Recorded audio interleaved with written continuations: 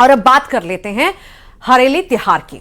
इसकी धूम लगातार जारी है और सीएम निवास में अलग तरह से मनाया जा रहा है हरेली त्योहार। छत्तीसगढ़ की पारंपरिक संस्कृति की झलक भी यहां पर नजर आ रही है। पारंपरिक गीत पर यहां पर कलाकार झूमे हैं। जगह जगह पर छत्तीसगढ़ी व्यंजनों के स्टॉल भी लगाए गए हैं। हरेली उत्सव के बीच लोगों में खासा उत्साह भी देखा जा रहा है। ये तस्वीरें अलग अलग आपको दिखा रहे हैं हरेली त्योहार की। ये देखिए, सीएम हाउस में उत्सव मनाया गया, हल्की पूजा हुई, गाय को चारा खिलाया गया, तो वहीं सीएम ने ट्रैक्टर भी चलाया। जनता से मिले सीएम, बधाई दे और वहीं सीएम का सम्मान भी इसी बीच हुआ है। हरेली त्योहार की ये 6 तस्वीरें।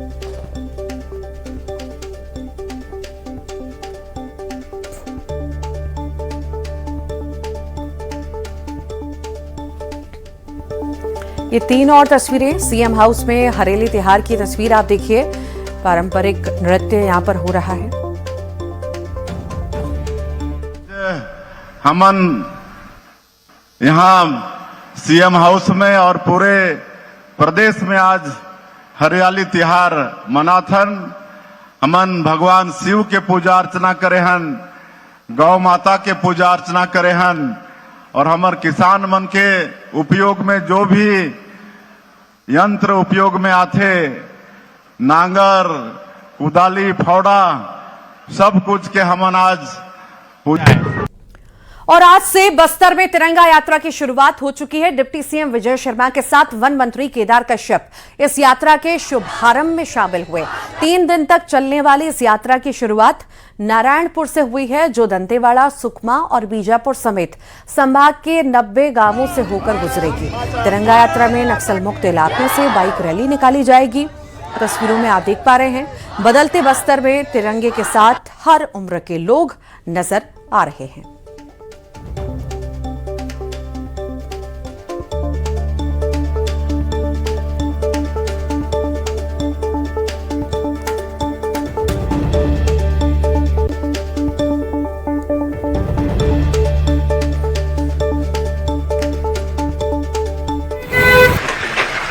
कुशलनार और धौड़ाई कैंप सीआरपीएफ का आगे है। तो सीआरपीएफ के जवान ही गश्त के लिए निकले थे और यहीं पर नक्सलियों ने, जैसे अभी कमलोचन जी बता रहे थे, बड़ा पुराना अनुभव है उनका, लगातार यहाँ पर काम किए हैं। तो यहीं नक्सलियों ने एम्बुश लगा करके और हमला किया था, जिसमें हमारे 27 जवान शहीद हो गए थे, 3 घायल हो गए थे। 45 लोगों की टीम कुल मिलाकर हुआ करती थी। तो ये स्थिति यहाँ पर थी, परंतु आज संपूर्ण क्षेत्र भयमुक्त है, कहीं कोई परेशानी नहीं है और विकास के मार्ग पर अग्रसर है। आपने मिट्टी भी यहाँ से उठाई है? हाँ, ऐसे यहाँ पर और ऐसे अनेक स्थानों पर जहाँ पर हमारे जवान शहीद हुए हैं या जहाँ पर बस्तर के आम नागरिकों की हत्या नक्सलियों ने की है, उन सारे ही स्थानों की मिट्टी उठा करके संग्रहित करके जब इसका संग्रहालय इसका बनेगा तो वहां पर इसका उपयोग किया जाएगा। तो बस्तर में इस बार तिरंगा यात्रा बेहद खास है, क्योंकि पहली बार ऐसा होगा जब 90 ऐसे गांव में तिरंगा फहराया जाएगा जहां पहले कभी भी ध्वजारोहण हुआ ही नहीं। बस्तर में बीजेपी की खास तिरंगा ये यात्रा है। 14 अगस्त तक घर घर बीजेपी पहुंचने वाली है। बस्तर के सभी गांव में यहां पर तिरंगा फहराया जाएगा। बीजापुर के 33 गांव और सुकमा के 9 गांव इसमें शामिल हैं। नारायणपुर के 9 गांव में पहली बार जो है ध्वजारोहण होगा। दंतेवाड़ा, सुकमा और बीजापुर तक ये यात्रा पहुंचेगी और खास तस्वीर सामने निकल करके आएगी, क्योंकि इतने सालों में कभी भी ऐसी तस्वीर हमने बस्तर की नहीं देखी। तो बदलते बस्तर की ये तस्वीर है जो लगातार सामने आ रही है। यात्रा की शुरुआत हो चुकी है और तिरंगा यात्रा, घर घर यात्रा ये हो रही है और बीजेपी हर घर तक पहुंचने की कोशिश में है। आगे बढ़ते। और भोपाल में कल आजादी के जश्न का अनोखा नजारा देखने को मिलेगा। लेक व्यू में वाटर बोट तिरंगा यात्रा निकाली जाएगी, जिसमें मुख्यमंत्री डॉक्टर मोहन यादव मुख्य अतिथि के तौर पर शामिल होंगे। आयोजन की तैयारियों को लेकर आज कैबिनेट मंत्री विश्वास सारंग ने लेक व्यू पहुंचकर व्यवस्थाओं का जायजा लिया। मंच से लेकर यात्रा की शुरुआत और सुरक्षा व्यवस्था का निरीक्षण किया। मंत्री ने अधिकारियों को आयोजन में किसी भी तरह की चूक नहीं होने के निर्देश दिए। मंत्री ने कहा कि कल भोपाल में देशभक्ति के रंग में आजादी का जश्न मनाया जाएगा। हमने निश्चित किया है कि 13 अगस्त दोपहर में 11 बजे बड़े तालाब पर विशाल नौका तिरंगा यात्रा का आयोजन किया जाएगा। माननीय मुख्यमंत्री डॉक्टर मोहन यादव जी इस नौका तिरंगा यात्रा में मुख्य अतिथि के रूप में उपस्थित होंगे। सैकड़ों की संख्या में नाव तिरंगा यात्रा में शामिल होंगी। और मानसून सत्र में संसद में जारी हंगामे के बीच आज एक बार फिर से केंद्रीय गृह मंत्री अमित शाह और कांग्रेस नेता राहुल गांधी के बीच जमकर वार पलटवार हुआ। अमित शाह ने साफ कहा कि सरकार हर मुद्दे पर चर्चा को तैयार है, विपक्ष सदन को चलने दे। उन्होंने कहा कि कल 3 बजे तक चर्चा चलेगी और इस दौरान वो सदन में ही मौजूद रहेंगे और कल विपक्ष के एक सवाल का जवाब भी देंगे। तो वहीं राहुल गांधी ने अमित शाह के बयान पर यह कहकर पलटवार कर दिया कि उन्हें शाह का लेक्चर नहीं सुनना, वो ये बताएं कि जंतर मंतर पर छात्रों पर गोलियां किसने चलवाई। कल 3 बजे तक सभी प्रकार की चर्चा के लिए हम तैयार हैं। मैं सदन में ही बैठूंगा, सबको सुनूंगा और सब चीजों का जवाब दूंगा। सरकार के पास छुपाने के लिए कुछ नहीं है। वो भी चर्चा करूंगा कि आपने क्यों चर्चा नहीं चाहिए। We are not interested in listening to Mr. Amit Shah's imagination. We are not interested in him giving us a lecture or a discussion. We are interested in one simple thing.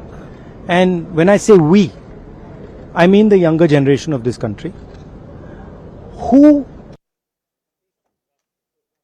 वहीं BJP सांसद जगदंबिका पाल ने राहुल गांधी पर हमला बोला। उन्होंने कहा कि राहुल गांधी नेता प्रतिपक्ष तो क्या सांसद बनने के भी लायक नहीं। जगदंबिका पाल ने विपक्ष पर संसदीय लोकतंत्र और संसद का अपमान करने का भी आरोप लगाया है। राहुल गांधी नेता प्रतिपक्ष होने लायक नहीं है, जिनको जनता ने चुनकर के भेजा है। और आज अगर वो विपक्ष के नेता हैं, देश के गृह मंत्री जिसके बारे में मांग कर रहे थे कि वो सदन में आए और जवाब दें, उन्होंने कहा मैं सदन में जवाब देने के लिए विस्तार से तैयार हूं, पूरी चर्चा करने के लिए तैयार हूं हर बिंदुओं पे। उस भारत के गृह मंत्री के उस जवाब को सदन में नहीं सुनना चाहते हैं, बल्कि ये कह रहे हैं कि हम लेक्चर। ये निश्चित तौर से राहुल गांधी नेता प्रतिपक्ष होने लायक नहीं है। ये दुर्भाग्य इस देश का कि राहुल गांधी जैसा नेता प्रतिपक्ष है। और अमित शाह के बयान पर कांग्रेस के राष्ट्रीय अध्यक्ष मल्लिकार्जुन खड़गे ने पलटवार कर दिया है और साफ कहा कि कल कुछ नहीं होगा। उन्होंने कहा कि विपक्ष वही करेगा जो अब तक करता आ रहा है, यानी छात्रों पर कार्रवाई समेत अपनी मांगों को लेकर विपक्ष के रुख में कोई बदलाव नहीं होगा। अब ऐसे में संसद का गतिरोध कल भी जारी रहने के आसार हैं। कल तो नहीं कुछ होगा। आज क्या है, हम जो वही कर रही है, कंटिन्यू जो कर रहे हैं वही करते रहेंगे।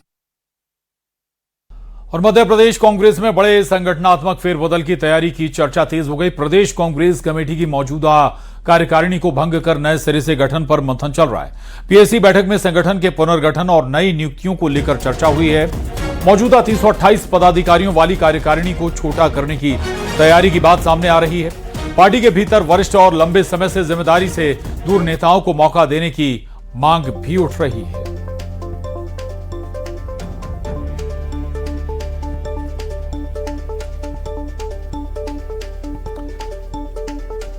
छूट गए हैं या वर्कर हैं, उनको कैसे एडजस्ट किए, इसके लिए एक नीति बनाई जाए। किसी का सुझाव आया कि भाई कमेटी 3-4 लोगों की बनाई है जिलावार, तो उसमें से नाम दिए जाएं। कई वरिष्ठ लोगों ने कहा कि कमेटी की संख्या क्या होगी, अगर संख्या है तो उस हिसाब से हम नाम दें। राहुल गांधी यदि झारखंड चले जाए, रांची, तो ज्यादा ठीक होगा। रांची तो वो गए नहीं। युवाओं पर लठ चल रहे हैं, युवाओं की पिटाई हो रही है, युवाओं की स्थिति बद से बदतर हो रही है। राहुल गांधी और कांग्रेस के नेताओं को वो नहीं दिख रहा। अब देखिए तो कांग्रेस का